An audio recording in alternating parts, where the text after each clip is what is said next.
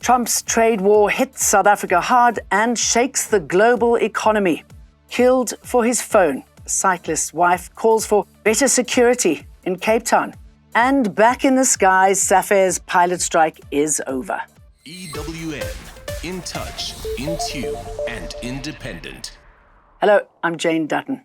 With the US President officially signing an executive order reimposing sweeping tariffs on US imports on more than 90 countries, President Cyril Ramaphosa says South Africa will continue trade negotiations with Washington. South Africa has been slapped with a 30% tariff on all goods imported from the country to the US. Donald Trump says the order is aimed at protecting American industries and reducing the trade deficit. We're going to support our companies through negotiations, but also there are other interventions that we are working on which will lessen the blow to our companies. Our objective really is to save jobs. We want to preserve the jobs of those companies that are going to be adversely affected. The hiked tariffs could cost South Africa more than 100,000 jobs. Agriculture, especially citrus and the auto sector, are among those expected to take the hardest knock. From ALG side, we established business. We can survive this. We're probably going to have to cut off a couple of hectares, take 2 steps back, wait 4 or 5 years, and then move forward. But what is the reality? If we cut off 100 hectares, there's going to be 200 people looking for a job next year in Citrusdal. The government's not looking after the farmers. Yet again, he's penalizing the farmers by putting up tariffs 30% on agricultural products. It's ridiculous. Not to divulge directly or indirectly any secret matter entrusted to me, to perform the functions of my office conscientiously and to the best of my ability. Newly appointed Acting Police Minister Firoz Cachalia says law enforcement officers cannot fight crime with unchecked violence. He was responding to questions about whether he supports police implementing a shoot-to-kill policy. Cachalia was sworn in as a minister today at the Union Buildings in Pretoria. I am not going to second-guess police officers when they are in the field, when they have to deal with violent criminals. It's for them to take whatever steps are necessary to subdue the criminal and to protect themselves, subject to the law. We're not a banana republic. We have a history in this country of the abuse of policing power. We all know about that. And after our constitutional transition, we've had incidents which we as a country should think about.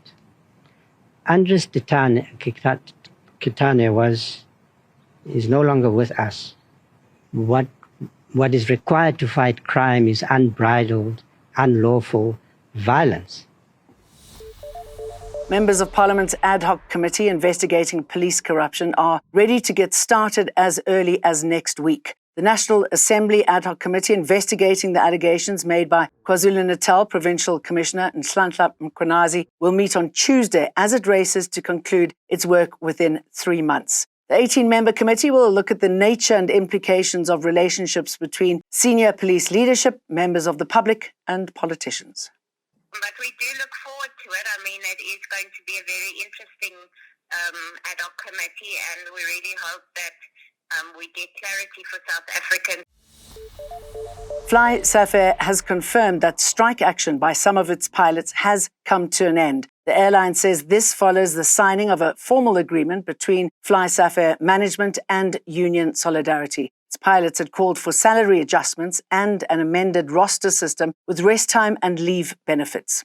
The agreement comes after several weeks of intensive engagement under the guidance of the CCMA. We're pleased to have reached a constructive resolution that allows us all to move forward together. Returning to our full schedule will bring about much-needed capacity back to the market, which is essential for restoring fair equilibrium and making travel more affordable again for all South Africans.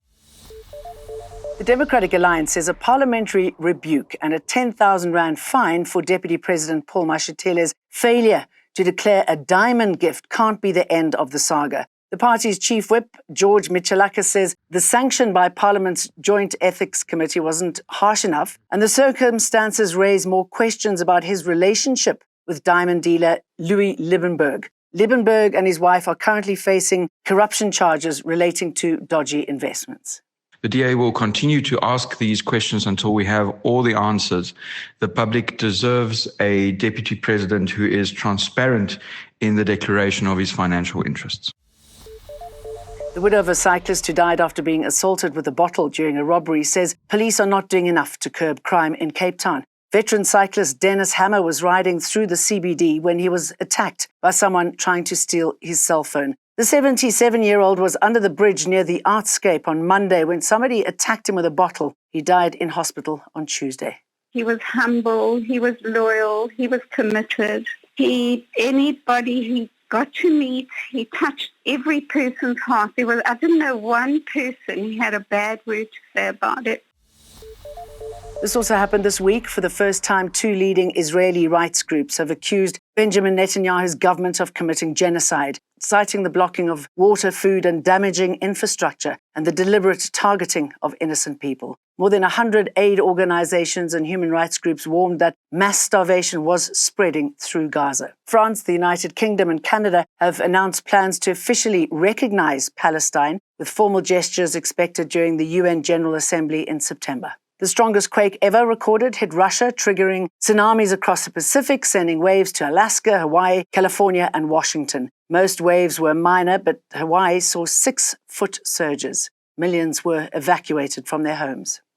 Police have confirmed that a 4-year-old boy seen in a viral video being instructed by his mother to take drugs is now in the care of the Child Protection Unit. The video shows 3 adults encouraging the boy to light up what police say is a mandrax pipe and telling him to smoke. South Africa's made history at the 2025 International Mathematics Olympiad in Australia. The young mathletes achieved the best results for South Africa in 25 years. A learner attending Redham House in Durbanville achieved a silver medal, while learners from different schools across the city achieved bronze. In the first few days, I guess the main thing was the stress of the contest, like knowing that the contest was about to happen and it's just 2 days. And yeah, so how the contest works is that there's 2 days and each day is 4.5 hours with 3 questions. And we arrive 2 days before the contest. The Joburg CBD Revitalization Program, CBD Fridays, returns focusing on the Ellis Park precinct. Teams from the multi-stakeholder drive are tackling litter, repairing streetlights and potholes, and addressing safety concerns. Josie My Josie, in collaboration with Province and the City of Johannesburg, our main plight is to have an impact in safety and security and the environment. As you can see, the city is regarded as the most dirtiest cities in South Africa, and we literally working on changing that dynamic for the city to turn itself around to become the cleanest within Africa.